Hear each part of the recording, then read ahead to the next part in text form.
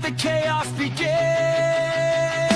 You're listening to Fools Rush In, where the passion and the chaos wins. Swindon town pride, loud within. This is where the game and fun begin. You're listening to Fools Rush In, where the passion and the chaos wins. Swindon town pride, loud within. This is where the game and fun begin. Grab a seat, grab a drink, let the chaos begin. Grab a seat, grab a drink, let the chaos begin. Grab a seat, grab a drink, let the chaos begin. Grab a seat, grab a drink, let the chaos begin. You're listening to Fools Rush In, where the passion and the chaos wins. Swindon town pride, now within. This is where the game and fun begin. You're listening to Fools Rush In, where the passion and the chaos wins. Swindon town pride, now within. This is where the game and fun begin.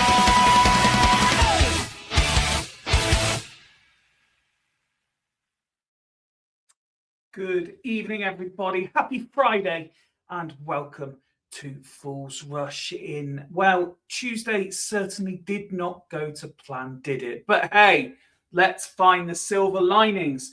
Nothing says I love you like Valentine's Day in the West Midlands. Yes, who needs the Etihad? We've got the STFC Derby and Shrewsbury Town to look forward to. But what we do need to do is we need to put it right and put it right quickly. And what better way to do that than going to the all-conquering league leaders in their own backyard and pissing all over them. Yes, that is what Swindon Town will endeavour to do. We're going to rectify all the mistakes. We're going to not concede free goals. We're going to play well. There'll be no defensive howlers. And you never know, we might even get away with not blaming a referee for all of our own mistakes. Plenty more to come, though, on what will be a wonderful preview episode full of opinion and debate, I'm sure. Although I have to say, at this point in time, bear in mind we use the really long intro as well now. We were due to have another five-a-side team of fools tonight. But as it stands, there is me and there is one other. But fear not, ladies and gentlemen, it is the one you have all been waiting for. Before we get him on, though, let's cover all the fundamentals. No matter where you are in the world and you have decided to spend your Friday night listening to me and my friends talk Swindon Town, you can get in touch with us on Facebook, on YouTube, on X. Get into that live chat. Let's have some fun and let's argue all of the main points of the last week because there is a lot to cover.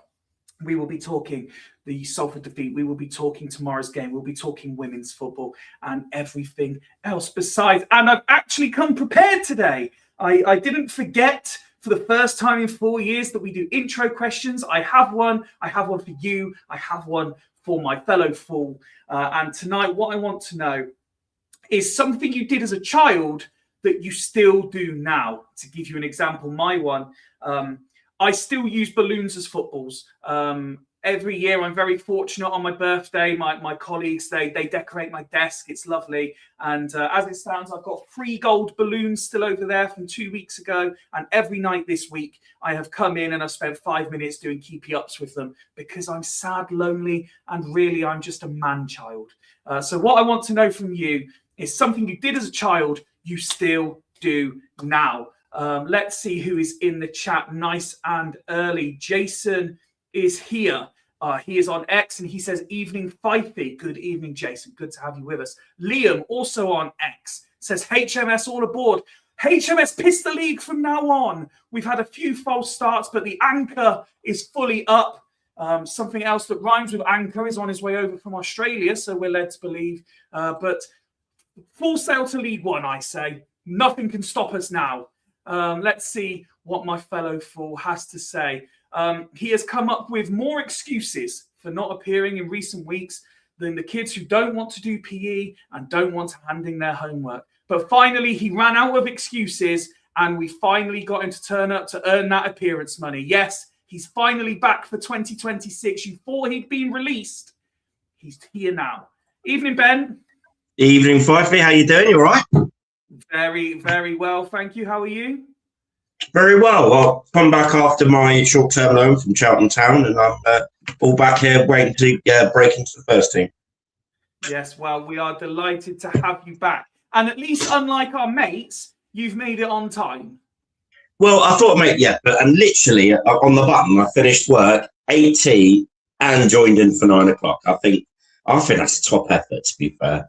But I knew that I've been lagging over the last few weeks, so I thought I'd make the effort in. Mate, the fact that even Mark has made more appearances than you so far in 2026 tells you everything you need to know. I hope you're I'm well still beating rested. one show, though. I'm still beating one show. He's not beating one appearance. Still beating one show. James is here. He's listening in on YouTube. Now, Ben, I don't know how much you've been paying attention during your period away from our screen, but James has recently discovered the magic that is FRI, and he has become very, very entertaining in the chat. So no matter what me and you debate, you watch his opinions because they're absolutely class, to the point. Wonderful. I do know there is already a request to join in at some point. So we will, I'm sure in the coming weeks, he will get a debut Fools appearance and time on our screens. Andy's a friend of John's, so we know it's going to be absolute shithousery at its finest. Oh, dear. Oh, no. That's not an endorsement, is it? Well, it depends which way you look at it, mate. Depends which way you look at it.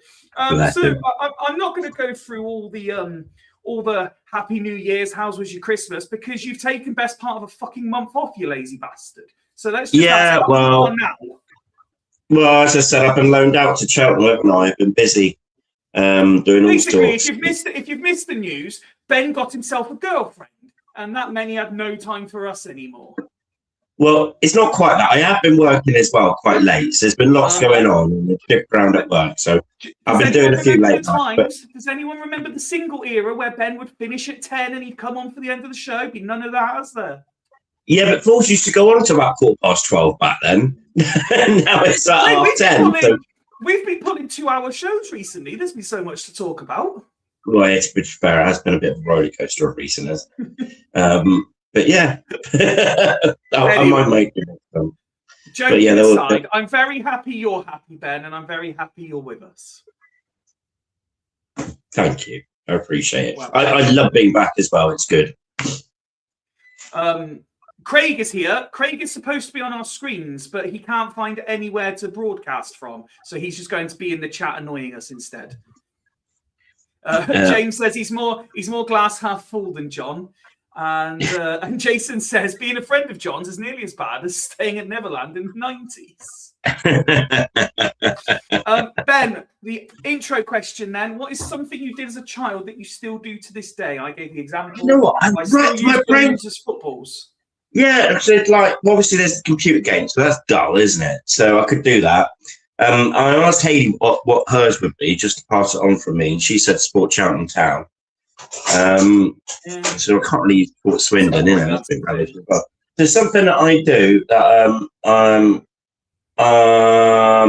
I sometimes avoid standing on cracks on the pavements because it's bad luck. So you have to stand on the full pavement bit. If you understand what I mean, that makes sound really weird, doesn't it? No, not at all. There are many people who enjoy a good wives' tale, and sorry, I got slightly distracted because at 9:10 on a Friday night, my manager just sent me a message, and I'm like, oh crap, this can't be good. And he was just messaging me to tell me that Leicester City women's due is signing Alicia Lehman has a boyfriend. Yeah, that was big news. That's breaking news. As if that's breaking news. That was big news in the chat. Wasn't she playing abroad previously? Yeah, she has been playing abroad, yes. Playing in Italy. Because she's not English, is she? No, she's Swiss. Swiss. Jason says, exclusive, Ben doesn't like cracks, lol. Is there any of the old wives' tales? Do you not walk under a ladder? Do you not like black cats crossing your path? Well, I don't like cats because I'm allergic to them anyway. So that's why I'm always a bit wary of yours. But it can't get me for the screen, so that's okay. I've got my own superstitions though when I go to football.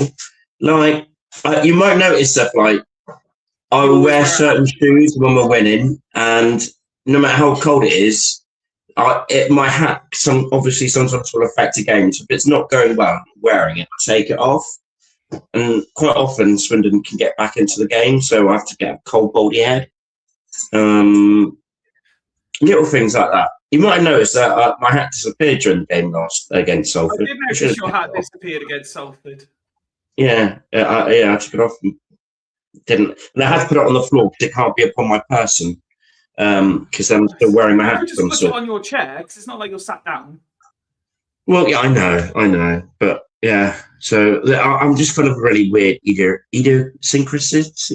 You know what I mean? That really long word. That's the word. I'm full of them. Really. I will cover for you as an English A-level student.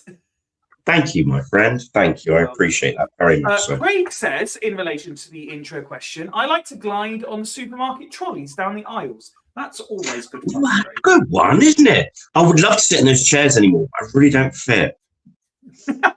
You want to be pushed in the trolley? I would love to put those little chairs. You know, that your kids, you put your chair in. You know what? It might not be the little chair, Ben, but if we find suitable opportunity to go to a supermarket together, I will put you in the front of the trolley so you can sit down, and I will push you around just so we can get a couple of pictures of it happening. No, you'll push me down a hill, won't you? That's what's going to happen. Down a hill. I will push you in an actual supermarket in a trolley and see how many funny looks we get. I'll be up for that. I'll be well up for that. Yeah? Shrewsbury away, LA.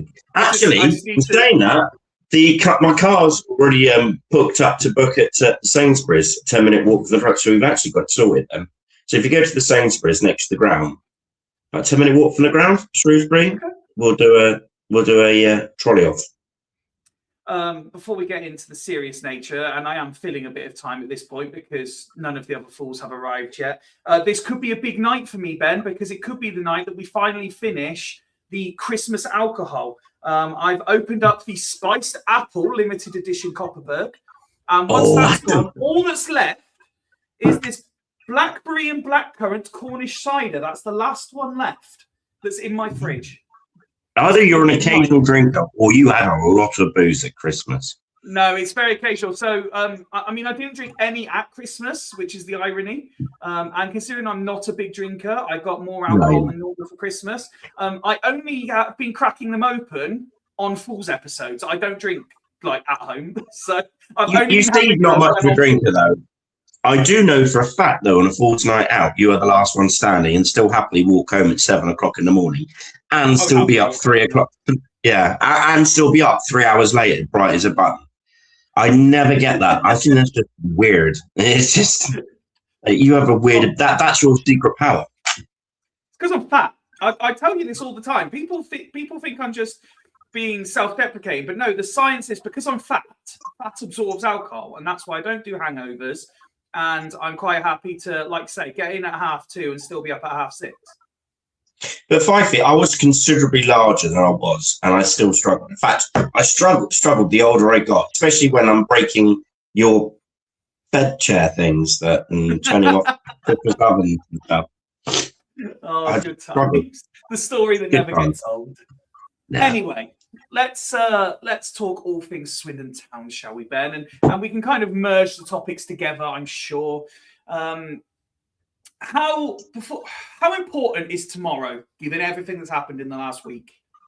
It's with the last 2 games considering, it's humongous, really, isn't it? The one thing that we absolutely cannot do is start going on a horrific run right at the wrong time of the season. Well, any time at the wrong time of the season, but against the teams out and above us. You know, both Salfords were disappointing for different reasons in their own ways. We've now got Bromley, who will bring their own different kind of problems. You know that they offer their different type of football team. I see Andy Woodman's already trying to palm us off as Swindon are big favourites, so I don't buy that at all. But it's going to be a full house tomorrow. It's going to be an electric atmosphere. I think all our new signings complete, and that was weird. Actually, I was really ticked off that Graydon could play for Salford after playing for 2 clubs, but our 2 new signings weren't allowed to play for Swindon because they hadn't signed on by the time the first game happened. I just think that's backwards. I just think everything went against. I know you're saying excuses, but it wasn't one of the days, was it? But yeah, I think we've got a big problem in Cheek. It's Cheek versus Drenham for the rights for the top scorer in the league. It's going to be a cracker, to be quite honest. I think it's going to be quite tense. I don't think it's going to be a wonderful watch because I don't think that's solved Bromley's game. But I think it's going to be quite a tense affair, and I think there's not going to be a lot in the game. I think it's going to be nail biter to the end. What I find fascinating, and I know you shared it, forgive me for not remembering the original source, but going into it, both sides have very similar records against the current top 7. I believe, and please do correct me if I'm wrong, our record against the current top 7 is 1 win, 3 draws, and 4 defeats. I think it's 2 wins. It's 2 wins to. Is it 2? Yeah, no, because we've beaten Chesterfield, and we've beaten Bromley was one of the wins, wasn't it? Yeah, Bromley and Chesterfield are the 2 teams currently in the top 7 that we've beaten, and Bromley have won 2 games as well. I think the difference is we've got exactly the same amount of points, but Bromley have played a game less, so we've lost 1 more. So here's my question, and remember when I asked this question that I am doing it for the sake of discussion as opposed to full belief, although there is part of me that does genuinely believe this question. Yeah. Is there a concern that Swindon can't do it on the big occasion? Because that if those numbers that we quoted there are right, and I don't have it in front of me to check, but I believe you're right in what you said. That's 2 wins in 7 games against the current top 7. That's not good enough for a team chasing promotion. You need to be beaten. No, you want that. You want that to be the other way around, really, don't you? You're going to drop points against the teams around you because they're as good as you, but you want it more to be about leave an even mix, don't you? And it's not. We've lost 4 and won 2, so it's not right. We've beaten a lot of League One teams in our cup runs, including a 4-0 against Bolton. Yeah. So they can do it against good teams. They can. But I think there has been times that we have disappointed, flattered to see when the big occasions turned up and we've not done the business. And I think, though it's not a thing yet, if we don't at least start turning it around against Notts County, who we didn't beat at the County Ground, that's a 2-2 draw, and on Saturday, then that raises concerns, especially if we end up in the playoffs, because we're going to have to beat 2 teams to go up that are around us. So yeah, it's not no point being a flat track bully, is there? On the same train of thought, then, Ben, I know past the next week, you've already kind of stated to us that you think it's a decent run of fixtures for us coming up after the next couple. But yeah, you can't. But before we look too far ahead, I was having a conversation with someone at work today who doesn't really follow the EFL. They know the Premier League, that's about it. But they try and show an interest in Swindon because I'm there. And they were obviously looking at the fact that we've played Salford 3 times this year. We've had the same score in all 3 games. Played 3, conceded 9, scored 6. Yeah, not good. And then they were looking at it and they went, "Oh, Bromley, they're top of the league, so that's not an easy game." And they went, "Oh, Notts County, they're also in the top 7, and we've just been talking about that same record." So there is. I'm not saying I think it will happen, but there is realistic suggestion that we could be 4. Well, there's realistic suggestion we could be 4 lost in a row, or at least 4 without a win going into that run of games. And then, like you say, that becomes a run, and then a run can quickly become a rut. Yeah, absolutely. It's well, we look at Walsall last season where they were flying, and then they got they lost a player, and then they lost a couple of games. And that's kicked on momentum and a rot, and they couldn't turn it around. They weren't good enough to turn it around. And it just became a thing, and they bottled it, really. And we must not let that happen. I think Walsall was a lesson. If we lose these next 2, we're not just slipping up the top 3. We're towards the bottom end of the playoffs. It's so tight. We do. Yeah. The players can't think like that. The players have got to think in a way that, like, 2 wins out of 2, and then we're right down, we've caught Bromley all right down their throat, and this is an opportunity to pull up a gap bigger, to pull up a gap further against Notts County and really catch Bromley. And then if we win them two, the next 9 games, I think we only play one team in the top 10. There's a perfect opportunity to really kick on and have a crack on trying to win not only promotion but the league. So that's how they need to think. But there is the worry. The last 2 comments we've had are interesting. I'll start with Craig's, where he says we need to stop going 2-0 down in these games and give ourselves a hill to climb, which is true. How does and I know we've all followed football long enough to understand how it works, but how does a team that were 8 games unbeaten, or was it 8 unbeaten in all competitions, and they'd only conceded 2 goals in that time or whatever it was, suddenly concede 6 in 2 games? One thing that I've noticed Swindon have, though, and they've done this earlier in the season, when we got absolutely, what was it? Yeah, we went for a period about early in the season, 3 or 4 weeks without game, didn't we? Early, a bit of October, we went on our last hard run. Yeah. Then we got thumped 4-0 at Accrington, and it took us a good, about 3 or 4 weeks to actually find our feet again after that. It was after a few moments. I think, who was it the game was called off? It may have been Salford, I can't remember who it was. But there was a game called us and it completely knocked us out of sync. I think similar, we had Harrogate called off. Yeah, Notts County, that was it. And then we, and then the similar sort of thing where we were on a good run, and then Harrogate got postponed, and then Salford got postponed, and then it had been like 3 weeks before we kicked the ball. We lost a bit of momentum, and I know we had Luton, but it's not quite some intensity, is it, than a league game? And he made lots of changes, and he brought players in for Salford in the FA and the league game, and they hadn't played for like 3.5 weeks, and they played like it. Tafazoli was dreadful against Salford, and he'd not kicked a ball for weeks. There was a lot of players, and I think he fell victim to changing it too much, and players that probably weren't match ready. And since then we lost momentum. Because I think that contributes to why we started so slowly, is because they've not played at all.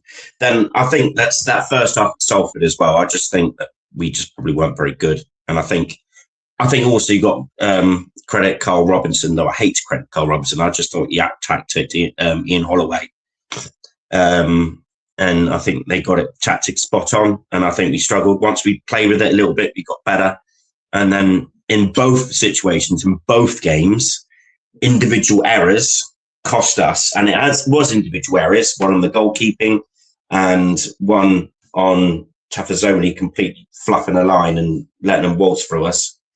Cost us a point and a chance to go through to the next round. We need to be on point. We need to be spot on. We can't. One thing I have noticed, we've been poor on set plays. We can't be like that against Bromley, or they'll murder us, because that's their specialty. So you've got players like Michael Cheat. They've got big, tall fighting battlers. If you switch off for a second, they'll murder you. And one thing Swindon can't do is go 1 down. I think the first goal is huge. If we go 1 down again, I think there'll be a little bit of, here we go again. And that's how rot set in. If we can take the lead, then we've got something to defend, then maybe we can get 1-2, and then we're back going again. But we can't go 1 down on Saturday. Absolutely not. Considering we are about to go, and the main focus of tonight is the fact that we are travelling to the team at the top of the table, I find James's comment that Notts County is the harder fixture out of the 2 fascinating. I disagree for the fact they're not top. I think Notts County can be a little bit hit miss. I think Notts County probably they do have a bigger budget, and they have tougher squad on paper, maybe. Yeah, you would say a tougher squad on paper, but Notts County play in a certain fashion. They'll give you chances, and you can score goals against them if they're not quite firing up front. They're quite expansive. They've got players like Jody Jones and Jota, who's superb, but you fancy getting a goal against them. At Bromley, just really well organised. Andy Woodman's got brilliant setup there. They all know their jobs. They're greater than the sum of their parts. I think some of them get acknowledged now. I think one of their their best centre back is being touted to go to Lincoln. Whether he's going to play tomorrow night or not, I think the deal's done already, if you believe all the rumours. But it might be his last game for the club tomorrow, and he might play an absolute blinder, or he might not feature at all. We don't know, so we can't rely on that. But they're a terrific side, and they unbeaten at home, if I'm right, and there's a reason for that. So Swindon will have their toughest task this season coming up. Bromley, they're a small club in name, but that's all. They're a fantastic team and really well managed and really well drilled.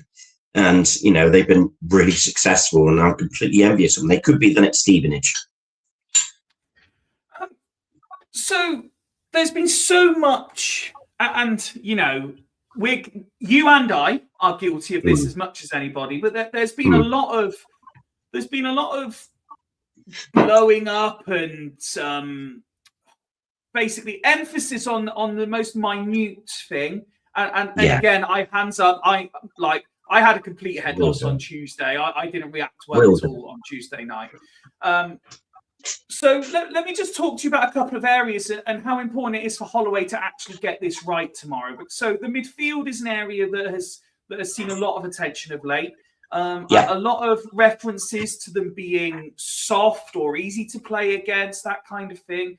But the worrying thing is you're seeing a lot of people saying how much we're missing Clark. And while I accept he's the team captain, etc., I've been trying to paint the picture and tell the story about how I want the players who are reliable. He's missed 13 games or something this year through suspensions or unexplained absences. So while I agree with the notion, I'm looking more at the likes of Ball and maybe one of the new lads that's come in, although young, that they, in a couple of the recent shows, we've been talking about how young lads have an enthusiasm and a fearlessness. Do you think that typical three of Kilkenny, Nichols and Oldacre needs a shake-up and needs something maybe a bit more of an enforcer about it? Yeah, I do agree. And I think Ball should really start tomorrow because he'll give that physical presence in midfield. I'm a big Ball fan, Yeah, I think it's why initially he was brought in to cover players like Clark, because Clark really he couldn't really play 2 games a week, and we missed him when he wasn't on it last season. And I thought Ball was that player that would play in that. He'd done wonderfully well at Wimbledon playing in that position. He can fill in at centre-back, but essentially he's a midfielder. Yeah. And he's that tough, scrap midfielder that you need. He's not someone who's going to slip players in. I think there was a period where I think Nichols and Kilkenny were playing really well, as the threesome. I think you look back at the Bolton game, was sensational. But I think recently, if you look at both the Salford games, we've been overrun in midfield first half, where they've been completely schooled and they've been slow, and it's just not been right. I don't think Nichols is in good form at the minute.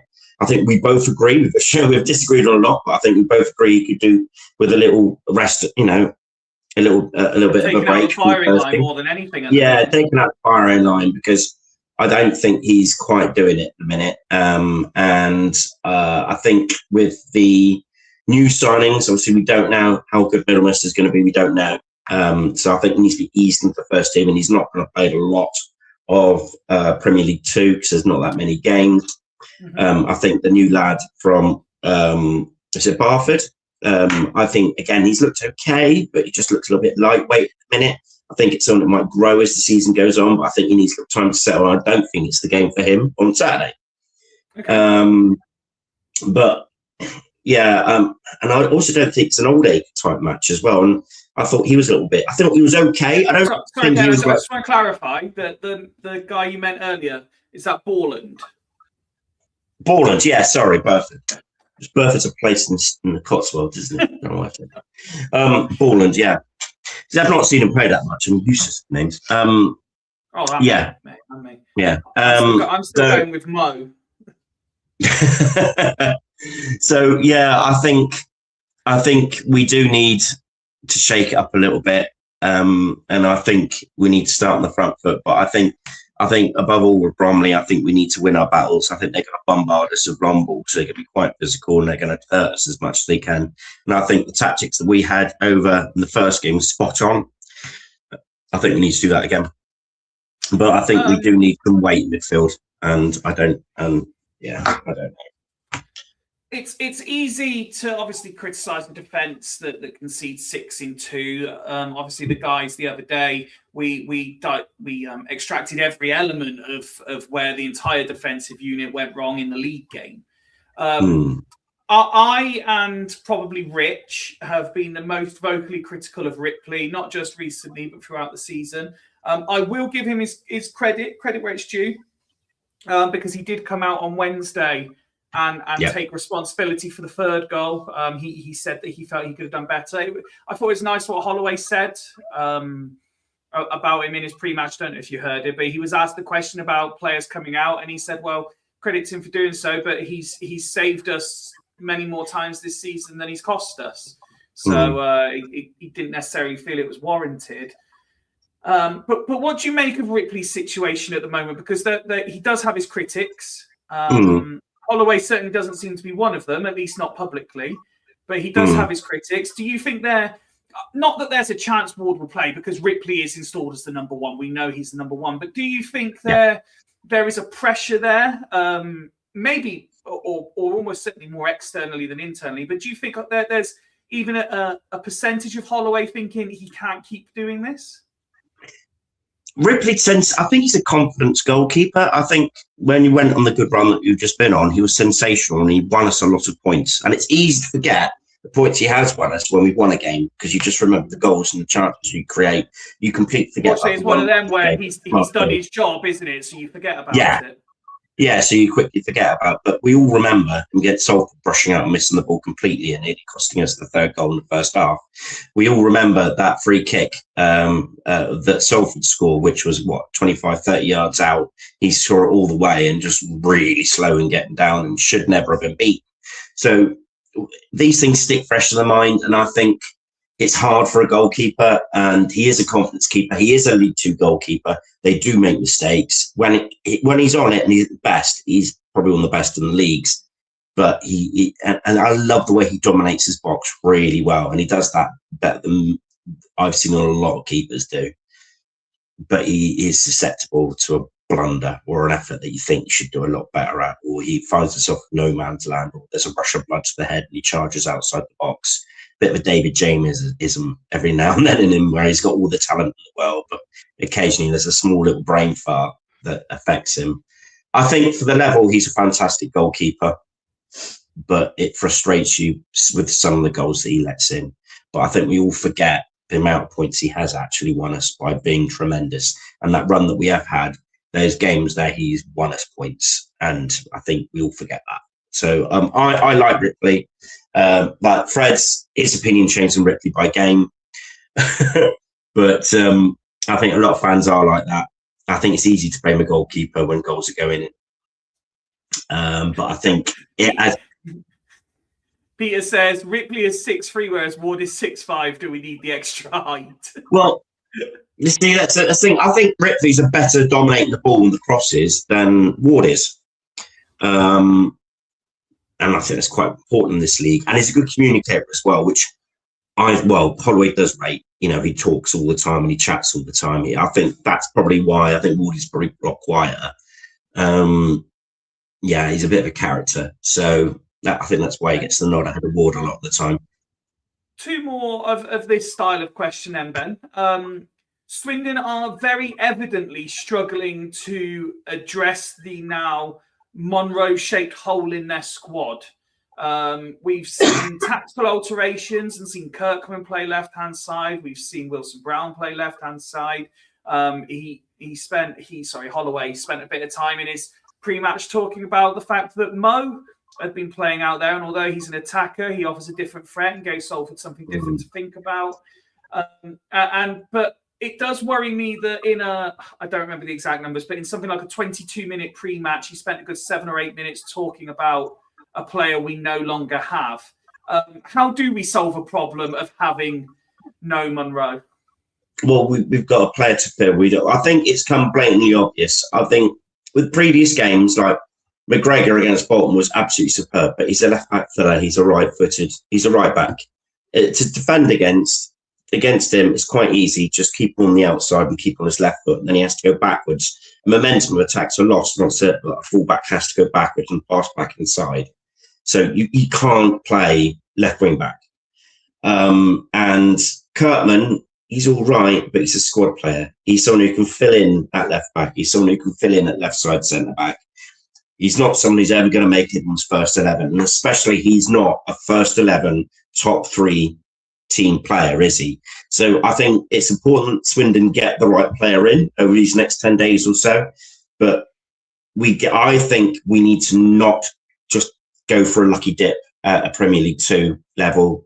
I think we need a ready-made, experienced, we need an attack-minded one as well. I think what was so good with Monroe is he could do both brilliantly. Whether I think Snowden is just brilliant going forward, but if I'm wanting at the back, we're not going to find anyone as good. But we need someone that fits that left wing back role like a glove, and I think we need someone who's experienced, who's played at least 50 to 100 games. They can still be young. If it's a loan, it needs to be their second loan or third loan coming to the back end of their club, time at their Premier League club. Someone maybe that we can make a permanent fixture in the summer if they make the grade. You'll be clamouring for JT to come back from MK Dons, Ben. That's what you really want. Oh, do you know what? Someone of his mould won't be back. Wouldn't be terrible. I wouldn't surprise me as well if he came back as well. Actually, in saying that, because he's not really in their sort of mind, forefront mind, is there? And he is a fan, which I don't believe. But yeah. Okay, last one of this ilk then, because Peter's made an interesting point, which I want to come on to next as we carry on our preview of the big game on Saturday. But the lads had a very, very interesting debate on Monday, where they were talking about why does Drinnan and Palmer not work? Do you foresee them being carried on as a pair? I think Swindon will move to a 3 up front. I think Holloway's moving away from sort of 3-5-2 to a kind of 4-3-3. Yeah, but he can play both feet, Jason. That's what I mean. He can quite easily. He can whip one in with his left foot quite easy. I think we're going to look more to a 4-3-3 rather than the 2 up top. It doesn't work with Palmer and him. I think Palmer probably does work better when he's on his own, as long as he's got that support around him. He's all about the chest down flicks and everything. But he needs, he can't be isolated because then he's just useless, isn't he? Because he doesn't press, he can't run. So he's just good at being a lump, but quite a skillful lump, but still a bit of a lump. So yeah, I think the signing of Fletcher Holman is I think it's quite important. Are you going to go with Hubbard? I was going to say Hubbard then. I don't know why. Do we have a player called Fletcher Hubbard or something? Not Fletcher, but yes. Yeah. Yeah, Fletcher Holman I think is quite important as well. I think they two work each other because obviously he's coming after Glatz. And I think Holloway alluded to another striker, but we'll see if that materialises. So, in an ideal world, are you suggesting it's a front three of what? Mo, Holman, and Drinnan? Could be. I think Saturday, if you're doing your teams on Fan Hub, I think Mo, Holman, and Drinnan could be quite a good setup. I think Mo has played a really good game against Salford. I believe he was Swindon's man of the match. I think he was Swindon's man of the match. 2 assists, and he was giving Salford all sorts of problems. I think he's one side, Drennan the other, and then you've got Palmer up top, and then you've got a good engine room behind them 3. And I think you could be in with the shout, especially if that's a good way to start. And then you've got like Fletcher Holman and all that could come on a bit later on. He likes to make sort of 4 or 5 subs after 60 minutes. So we'll see how it goes. It's highly unlikely we're going to see Mabete in the squad. He picked up an injury in and around his eye. Holloway spoke about that, said he seemed a bit off in training, etc. You've already expressed how you expect our hosts to play. They are a physical side. That is they're not going to be tick-a-tack all around the pitch and playing like prime Barcelona. So I'm interested to know how you think we set up to counteract what they're going to do, but also play the Swindon way, the Holloway way, and get these points. Well, I think you're going to have Kirkman at left back, and I think you're going to have McGregor at right back, and I think those two can support crosses into the box.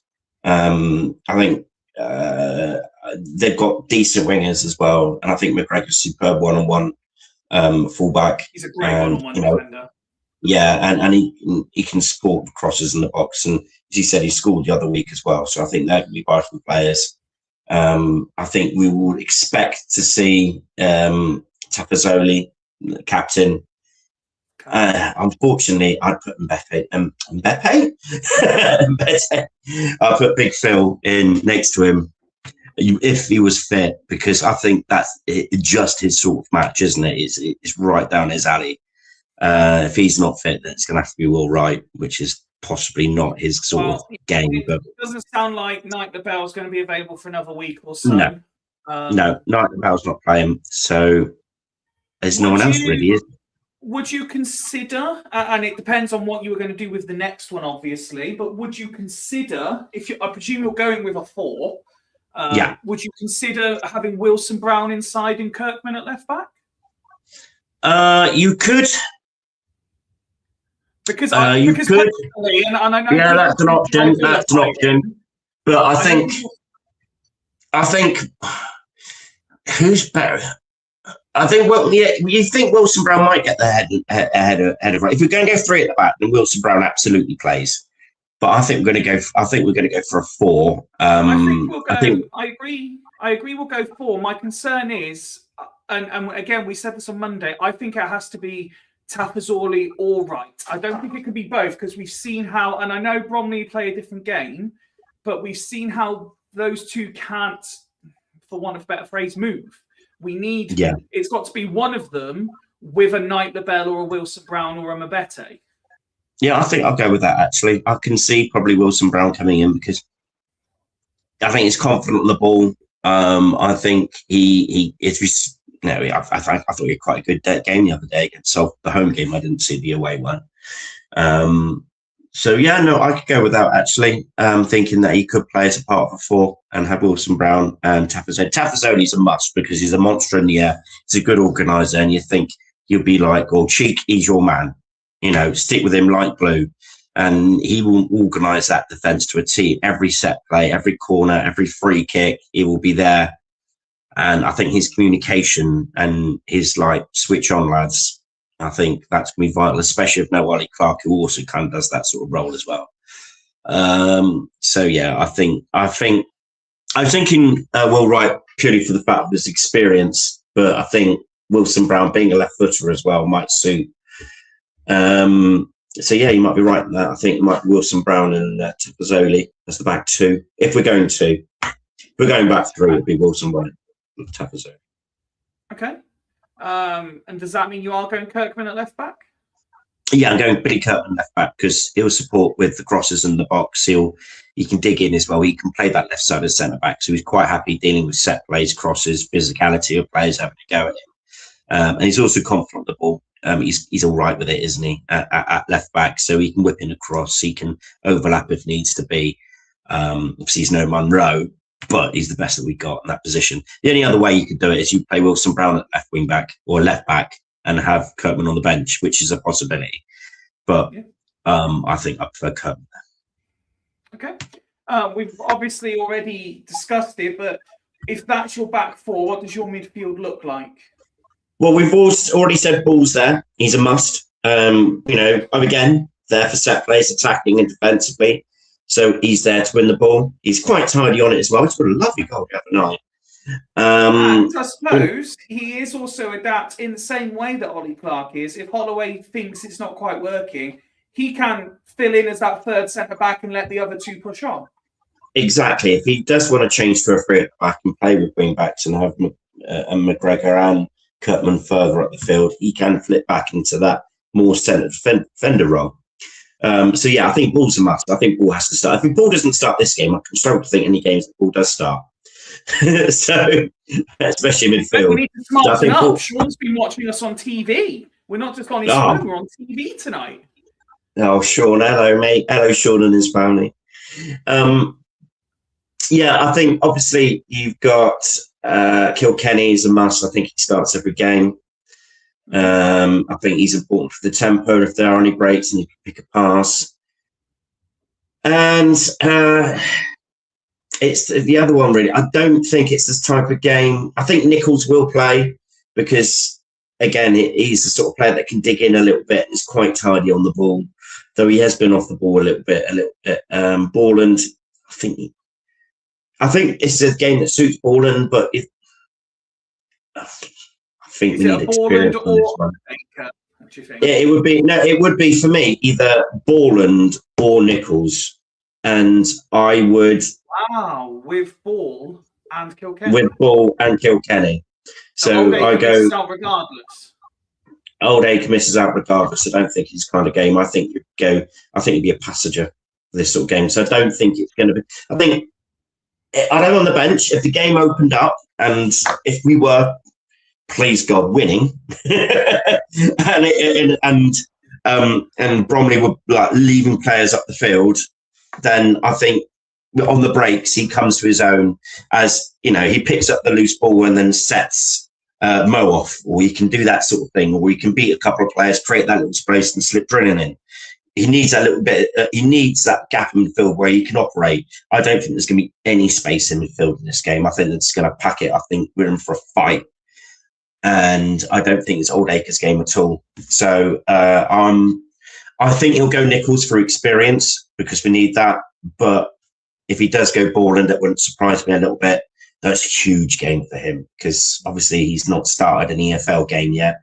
He's 18 years old. And he's a wee lad, and they're quite physical, aren't they? So there's, you don't want him to be bullied off the park a little bit. So I've not seen enough of Borland yet. So my midfield three probably would be Nichols, even though I don't think he's playing well of recent, Kilkenny, and Ball. Just before we confirm the attack, then Sean said loads have had emails today revoking tickets in their sections. I haven't seen this. If you could expand a bit more, Sean, I'd appreciate it, just so I can understand exactly what you mean by that. So you have gone 4-3-3. I'm presuming based on your earlier comments, then you're going Mo and Drinan either side of Palmer. Correct. Yeah, I think it speaks for itself. Palmer again, defensively, set plays, free kicks. You can get in the head and the way. You can clear the ball. You can do his bit. You can hold up. They've got big physical presence in their defenders, Bromley. So there'd be a lot of pushing, a lot of shoving. It's the sort of game that really I'd miss Harry Smith for because he'd be perfect for this sort of game. Probably shithousery as well. He'd be bringing on. But I think it's nothing that, I'm not. This is not a slight on Bromley, but I think that his experiences at non-league level will do him well for this game because, you've got players that are play that sort of physical fashion in the National League. And I think he's going to be beaten up. I don't think he's going to get many fouls or free kicks. I think it'll be very physical on him. There's going to be, lots of off-the-ball stuff as well. And I think Ollie Palmer quite used to that when he was at non-league at Wrexham. So I think he'll be all right. And then you've got the other two working off him. But it's important that they are not there. Ollie Palmer's not being hoofed up to Ollie Palmer and he's knocking it down to no one. He needs someone buzzing around him, either whether it's Mo or whether it's Drinan. Because if they're too far apart, then it's just going to come straight back at us. So we need that sort of, we need them working together. But both Drinan and Mo are quick. So we can turn them round getting faced in their own goal, then we can cause all sorts of trouble. So to confirm, Ben's predicted 11 for tomorrow then is Ripley in goal, a back four of Joel, Ryan, Tafazorley, Tom Wilson-Brown, and Kirkman. Midfield, a combative midfield three of Ball, Kilkenny, and Nichols, with Mo and Drinnan either side of Palmer. Just seeing in the chat, Peter saying Palmer to be on the bench, play Fletcher from the start, need the pace. And then Sean has come back and said a lot of Swindon fans bought tickets for their sections. Bromley police and Swindon investigation picked out the suspect purchase. Wow. Okay. Okay. So is it Swindon fans in the Swindon end? Swindon fans trying to be in the Bromley end. Oh, yeah, there was news about that. Yeah, the Bromley said if there's any slight suspicions, they're going to be quite tight on it. Okay. Thank you, Jay. James saying he agrees with Ben's 11. So this is now an interesting question because, as you've kind of mentioned or referenced, Bromley pose a completely different threat to what Salford do in the typical sense of the term. So the question of what needs to be corrected from Saturday and Tuesday stands, I suppose, but if they pose a completely different threat, is it what needs to be on point as opposed to be what needs to be corrected? Because if they pose two different issues, two different problems, I suppose whatever was the issue shouldn't necessarily be the issue this time round, if that makes sense. Well, I think the art of defending the ball and clearing set plays and doing your job defensively still needs to be addressed. It doesn't exist anymore, Ben. You know this, the art of defending. Yeah, I know it doesn't, but they need to all know their job. They need to do their job, and they need to work hard for each other. Now, that goes to any game at all. But I think what people say, it's a different kind of game. I think Salford are a lot more expressive. They've got a lot more of footballers that play the ball on the ground and look to carve you open rather than batter you. And, so we're not going to have that space in the midfield to operate, which is why someone like Oldacre could probably be quite useful against Salford. But then I think against Bromley, I think he's just going to be crowded out and not have any space to operate with.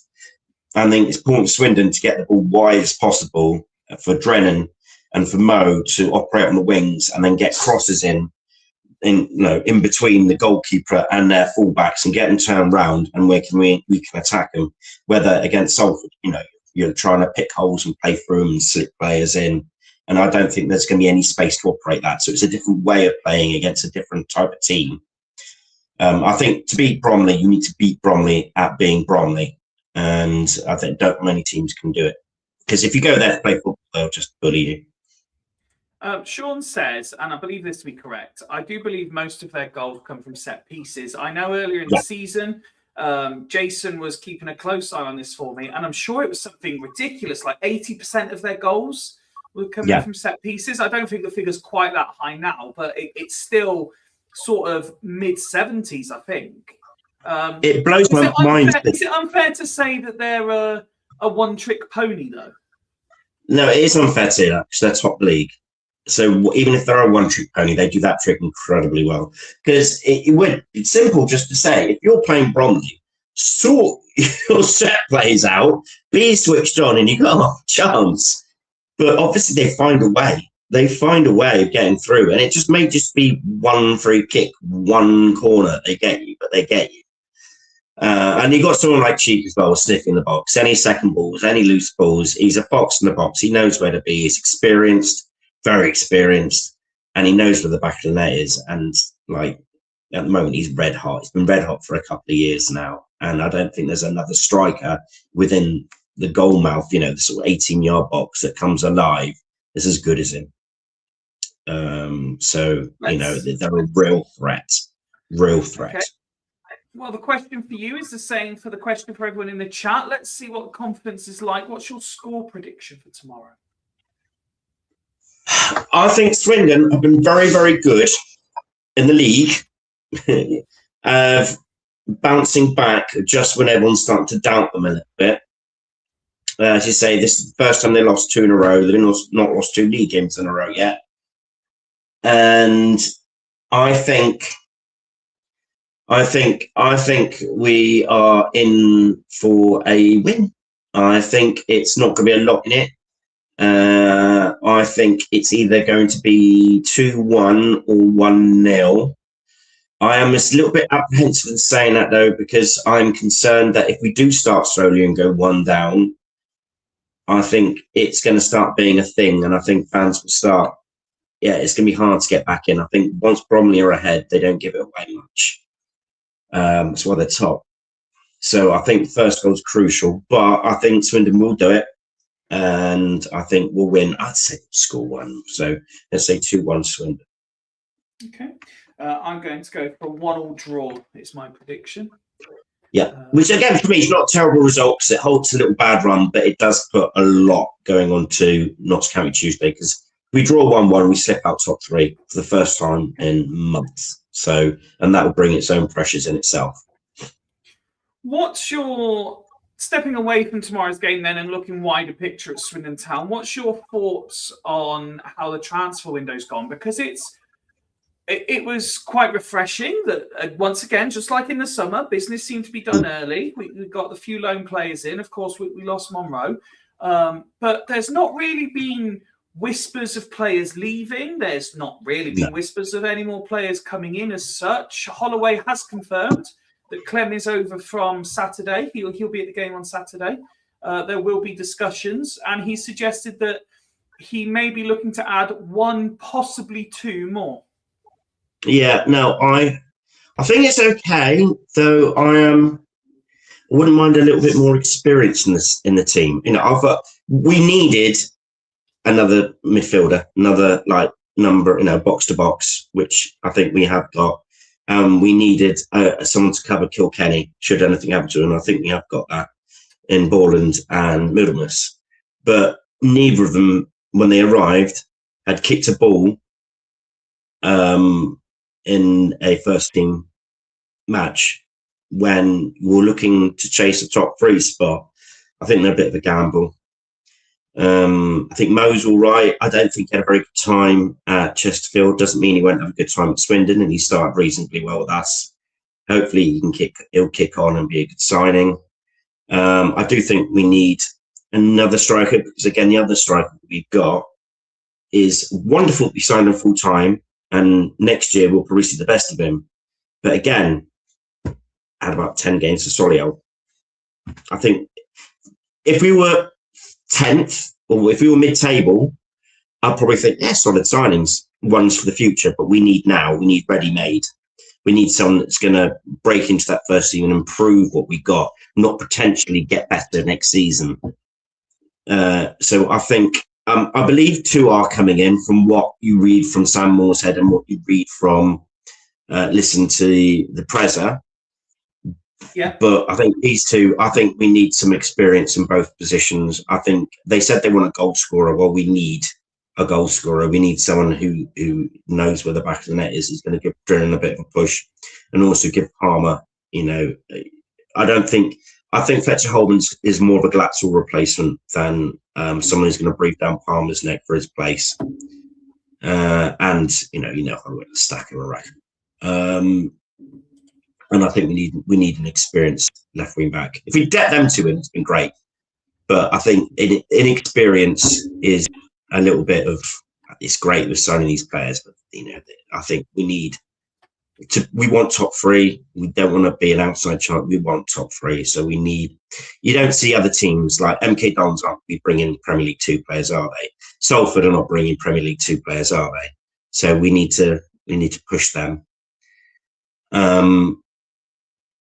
So that's my thoughts on it. I don't think we'll see anyone leave.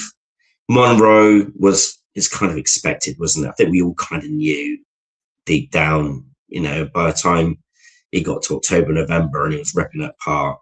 He was either going to be recalled or sold.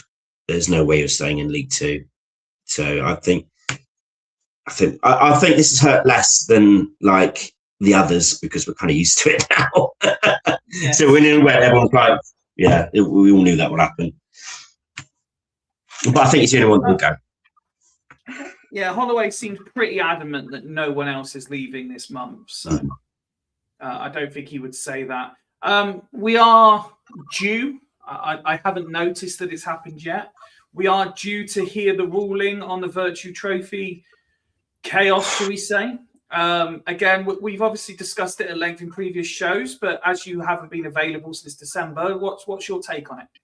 Or I see no way. What's your take on it? What do you think will happen? I can't see any way Swindon stay in the competition. I think they've already prepped it by saying Swindon will lose. So they've put it very much on the cards that we'll get kicked out. We've broken the rules twice. I think if it was just the drilling, then I think we'd probably get away with it, like a 20 grand fine. But the Clark thing seems pretty clear. The only way that I see Swindon getting out of it is if someone in the EFL dropped a bollock and sent Swindon an email going, yeah, absolutely fine, you can play him. Or,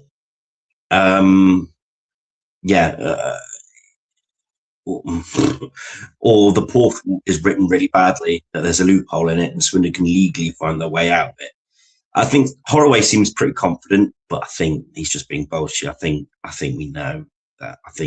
I can't see how we stay in the competition because we've just blatantly broken a rule and stuck someone who's obviously suspended in there. And what you read in the ruling, if it's the same as the pool, it's seven domestic games, or in any other game within that, he's also banned for.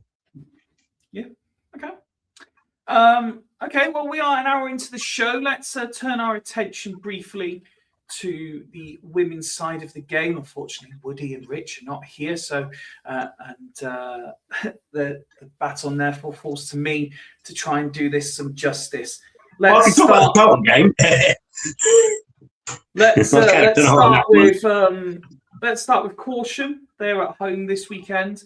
They are at home to Cirencester. That is your traditional 2:00 kickoff. And I do know, because I do share it on our socials, it's £3 entry and kids go free. So that is the story. They are so they're at home, as are Bassett. They are at home to AFC Brislington, who, if I remember the write-up that I was reading when I got in from work today, they are more towards the bottom end of the table. So Bassett should be going in with some confidence, having had that big cup semi-final win at the weekend and being I believe I'm correct in saying, and I apologise if this is wrong, but I believe Bassett are now the only unbeaten side in the division.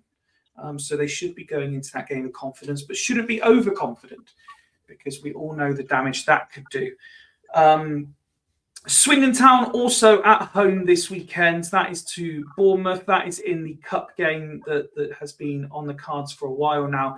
So all three sides at home this weekend. Plenty of local choice should you want to get a football fix on Sunday. Swindon, as I say, hosting Bournemouth. That is a big, big game. And if I remember correctly, and I'm really trying to rack my brains and do this correct, I know Mike's watching, so he will definitely correct me if it's wrong. Again, that's Sunday 2:00. All three games are Sunday 2:00 kickoffs. This is the winners of this game go on to play Wolverhampton or West Brom away, I believe. Bournemouth, of course, are a division above Swindon. God, I wish I'd done this research. I thought Woody would be here. I'm quietly confident everything I've said there is factual. I'm very, very confident. If not, blame Woody, because he is the AWOL, absent throughout league. He did say he'll be on. He's at a work stew, isn't he? Let's be honest. He's at a work stew. He's playing darts, and he thought he might be home, but he's clearly enjoying himself too much. But do you know what? I'm going to back myself. Everything I've said there is correct. Caution are at home to Cirencester. Bassett are at home. They're the only unbeaten team in the league, and they're playing the side not bottom, but towards the bottom. Swindon in cup action at home at the county ground to Bournemouth, who are a league above them. Winners play Wolves or West Brom away. I am very confident all of those facts are true. And I'm also very confident that all three of the clubs that we follow can get the result. I think Swindon will turn it round. They will be.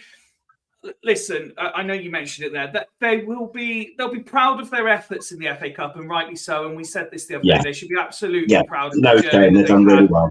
They will be hurting a bit from the way or the manner of the result that happened. It might not have been a surprise, as we spoke about before, but they will be hurting a little bit. And I think they will turn it around. Much like you said earlier about the men's team, this women's team have got plenty of results against teams in the division above them or 2 divisions above them this season. I think they can go in with every confidence of doing it again. And then I can start planning another trip to the West Midlands, since I missed the last one. Well, the Charlton game, it was literally pros versus part-timers, wasn't it? So, you've Mike got says to... I'm right. Everything I've said, sorry, Jason says I'm right. Everything I've said is correct. I assumed it was Mike because he was agreeing with me, but it was Jason. Well done, Jason. Indeed. So that kind of concludes our roundup. We do these a lot quicker when there's just 2 of us. Well, I think we did really well, actually, Fifey. Just chatting about the one preview, and I thought we did quite well. So the one thing I want to ask is, obviously, me and you in particular, we are quite passionate, fiery characters, and we do argue more than most in the Fools chat. Quite often, the guys will sit back and just watch as me and you send 105 messages into the group in the space of half an hour. Yeah.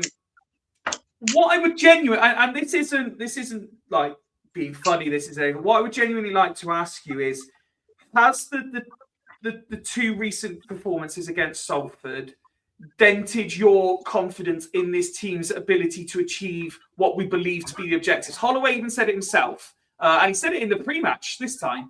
He said that the goal is to finish top 3. It would be nice to finish first, but the goal is to finish top 3. Has these last 2 fixtures dented your confidence in this team's ability to do that? It's raised concern because the manner of the defeats, that it was a bit, we didn't really learn from the defeat on that in the league game. We started slow, we tactically got it wrong, and we had to fight our way back in it. And we've done that twice in a row. So you're right in the sense of teams up around us. I think it's dented our confidence a little bit. I think overall we'll be fine. I think there's more pressure on us to do well now, because a win in either game, and we've probably gone into Bromley with a lot more confidence than we do now. At the moment, there's probably a slight doubt of our abilities. I still think we're going up. I still think quite confident that, the team is good enough to achieve its goal. I don't definitely know we're going up. I'm not being cocky. I just think it's good enough to achieve the goal. At the moment, I'm still quite firm on that. If we lose to Bromley and Notts County, obviously doubt is going to naturally come into my mind. And I'll be questioning why we're losing these games, how we lost these games, who's not doing the jobs that they have been doing this season. Why can't we take points off against teams up around us? Because our record would be awful with teams up around us, and something needs to change. But that's not happened yet. That'd be pessimistic to assume that's going to happen when we're good enough to get points out of these next 2. So we'll have to wait and see. But to answer your question, right now, no. But obviously, there's more pressure to perform over the next 2 because of the way the last 2 games have gone. I said after the defeat on Tuesday, which, and I can see Sean there, he said, I think we were robbed second half Tuesday. Listen, here's my take on that. I'll come back to the point that you were just making there, Ben, but here's my take on that. Because me and Ben in particular, we've discussed, debated, and argued this at length. I understand... I genuinely understand the fact that their goal, there is just cause to suggest it shouldn't have counted. I also believe, and I wholeheartedly agree, and this isn't being a Swindon fan, I wholeheartedly agree, the disallowing of our 3rd goal was one of the softest decisions that I can recall seeing. It was a terrible decision, really. But here's my take on it. And forgive me if I'm a bit flippant in some of these comments. I've used these already, so Ben will expect these. I don't want to be that club that we're ultimately blaming referees for us not reaching our end objectives. I appreciate that they're having a negative impact. We look at the penalty the other day, was probably not a penalty. We look at our goal being disallowed, it probably shouldn't have been disallowed. We look at their goal not being disallowed, probably should have been. But I think over the course of a 90-minute game, regardless of whether you're looking at the league game, the cup game, I don't want to be focusing on what the referee's done. If Swindon Town are doing their job properly, it doesn't matter what the referee's doing because we will get the end result. It is my take on that. I sympathise and I accept with people who will make the claim. You look at Salford and what they've already done in January. Look at the run they're on. You look at MK Dons, who are starting to build up ahead of steam as well, and say, look, they've got big budgets, and we in theory haven't got the same sort of budget. And while I accept the notion behind it, I also still very much say, like, I jokingly said to Ben the other day, like, wow, we can cry all we want about these teams' budgets. At the end of the day, they're not Stockport, they're not Wrexham from yesteryear. They're League Two sides with players that are playing in League Two. If we want to be the best, we have to beat the best, and we're not doing that at the moment. We have to compete with what we've got. If Holloway is as confident in these players as he makes out to publicly that he is, we should be able to compete. And if we're not competing, something is going wrong. I agree. Go on, Ben, jump in if you want. Well, I was going to say, look at Bromley right now. I think they've all the top 7. They've got the smallest budget of everyone on their top of the league, and have been unclear at the minute. So, I don't think budget. And I kind of also agree with you in the fact that though we have probably the worst run of decisions in both games, I can't say that you can't say Salford didn't deserve to win both games by a mark. No, not by a lot. I don't think they were head and shoulders better than us. I think it's by margins. But it's by margins. But you have to say, both games overall, Salford were better because they were much better in both of those first halves. And Swindon probably just about edged the second half in both games, but by not as big as a margin, because they battered us in the first half in both. So you've got to say Bromley 3-2 is probably about right in both matches. So you can't argue with that. Yeah. So my take is, look, this club is capable. I genuinely wholeheartedly believe this club is capable. The problem I have is, and it's my go-to saying in recent years, is this Swindon team is becoming consistently inconsistent. We are capable, we're just not showing it. And we need to start showing it again. Because I got asked the other day, are Swindon going to be this year's Walsall? No, we're not. And the reason for that is we haven't dominated this league.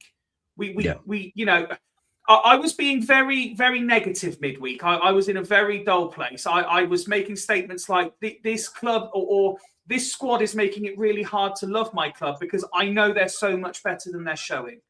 And they're just not showing us what they're capable of at the moment. But when I say we're not going to be the Walsall, I look at the stats that we said earlier in the show. We're not dominated. We haven't got 15 points clear and going to fall away. We get to the top of the table and we metaphorically shit the bed and drop back down again. We are constantly being the hunters. We don't like being hunted. Every time we come up against a top 7 club, we're not winning the big game. We're beating the League One sides. That's fantastic. That isn't getting us promoted, though. We have to beat the Salfords. We have to beat the MK Dons. We're not doing it. We have to beat Bromley. I said after Tuesday, lose it. So fans almost unanimously said, win the league game, sacrifice the cup game. We lost the league game. Suddenly we had to win the cup game because otherwise we lost to Salford 3 times. Not only did we lose to Salford 3 times, we lost to the same score every single time, which means Holloway stroke the coaches stroke the players aren't learning. Or we just can't deal with that. But this was something else that was said in the Fools chat, and we're doing a bit of kind of behind the scenes here of what goes on during the week when we're not on air.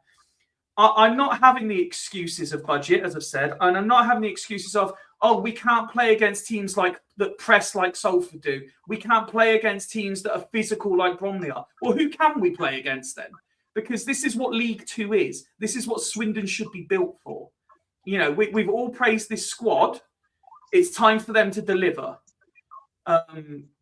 So that's where I stand on that. So the fact that we've now lost both of those games to Salford, there is big pressure for me on Swindon for this game at Bromley. And if we don't get a win, honestly, Tuesday night in Nottingham could be horrible. It could be horrible from away fans' perspective, especially if we lose. Because as you said, Ben, Swindon are capable of winning these next two games and everything will be rosy again. But if we don't win these two games, there's every chance we could be bottom end stroke outside of the playoff places because League Two is that tight. Yep. And if this Swindon team start dropping to 7th, 8th, 9th, I wouldn't want to, you know, our fan base would explode. Yeah, agree. Because this, as everyone said, this is the year. If ever there's a year to get out of this division, this is it. So I'm genuinely hoping, and I believe the thing I'll agree with you is this squad is capable. I wholeheartedly believe this squad is capable, but they need to show it. And if they don't show it tomorrow and they don't show it Tuesday, the fan base will go toxic. It will be a horrible place to be. Yeah, agree. I'm just seeing what's going on in the chat. Sure, I flashed this one up, but Sean said, Sean was agreeing with your point. Thing is, though, their budgets aren't massively above ours, and bear in mind Bromley's budget, exactly what you said. James says, I would be shocked if we didn't win tomorrow. Genuinely, I'm very confident. Fair play. Sean says, talking of drop-offs, who, if anyone, could drop off? Who do you predict? It's hard to tell right now. It is so hard to tell. Yeah, it's because nobody's putting except for Bromley.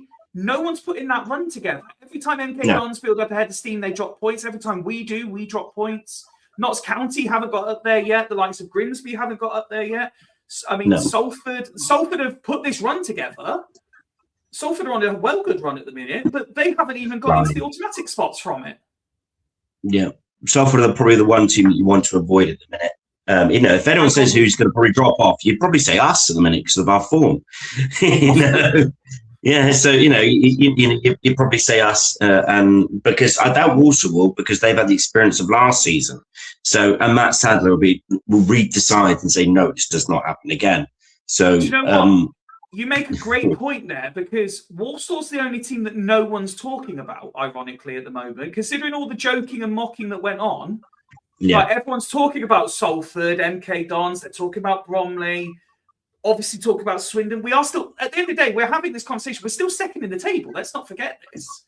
We are. Walsall are the team that no one's talking about. Well, they're the team they win 1-0 a few times, and then they might have go lose to Accrington. There's no defeat like we did, but they'll do that and everyone think, oh, they're bottling it again, but then they'll win the next 3 games. And you know, they have the experience of last season, and that will work for them, not against them, because that won't happen again. They will not be. Their problem last year, they got complacent and they got in a rut, and then they start saying silly things like the cup finals and stuff like that. And yeah, that won't happen. He won't let that happen this time. They will not let that happen this time. Walsall will be up there. That's the important of us not getting into that rut. Yeah, well, it's a shade of type. Bromley don't look like they're going to crack it in a minute. Salford are flying in a minute. And Don's always look a threat and will splash out as well. You've got Notts County are always going to be in and out. Who have I missed? You've got lots of teams. Walsall up there. You've got lots of teams who are really, really, really. It's tight. It's tight. It's not going to be easy. We can't expect promotion, but we've got this opportunity where we've got this depth. And we've got the quality, and we've got the experience, and we've got the manager that's won multiple promotions. This has not been. We've not had a better opportunity in years. And if it doesn't, what happens to the squad in the summer? I know they're under 2-year deals, but you know, drilling. You know, they'll be gone. There'll be players picked up, Kilkenny and all that. They're not going to hang around League Two again. So this is a big one, or it's another semi-refit. So, yeah, let's go win tomorrow. Contrary to what I've been like all week in the chat, in the week where High School Musical turned 20 years old, we're all in this together. If you are travelling to Bromley, travel safe, as we always say. Be loud, be proud. Let's turn these frowns upside down and let's get back on the winning track. Let's hunt them down. Let's do this properly now. and let's go into Tuesday with confidence. And if you are going to any of those women's games that we mentioned on Sunday, hit up our socials with pictures, with comments, etc. Let us know how you've enjoyed your afternoon. And we wish all four sides that we've spoken about today the very best of luck this weekend. From Ben, from myself, from everyone at Fools HQ, have a magnificent weekend, whatever you're up to. Come on, you Reds, and we will be back on Monday to review what I sincerely hope is a much improved performance, but regardless of that, a very much needed 3 points. Ben, it's been fantastic to have you back. Now you get to enjoy the drum and bass outro. Good night, everyone. Have a great weekend. Dennis.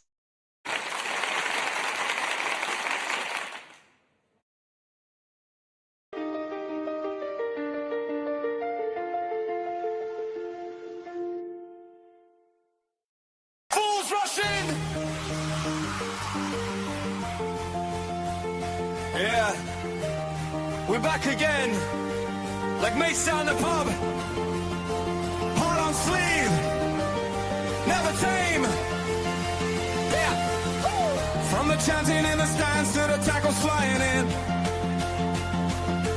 Home and away, red blood, white shirt, where the fools rush in. Passion, debates, laughs, rants, late nights, Woody, Ben, Nick, Rich, Walter, Kieran, side by side, Craig and Ned, Joe and Mark, John, Gary in the dark, and now we got Barry in. Yeah, the gang's all in. Fools rushing like we're chasing one more win. We'll make you laugh, make you cry, feel happy, feel angry inside. Fools rushing like a last minute swing, just like back in Swindon time. We go up, we fall down.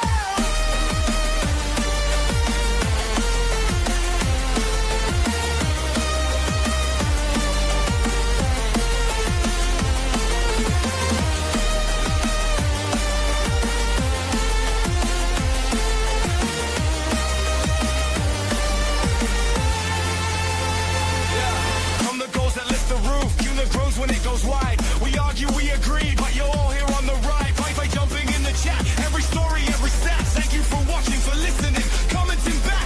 Save our tires on the board, and us recruitment in our corner. This is our club, our crowd, turn it up a little louder.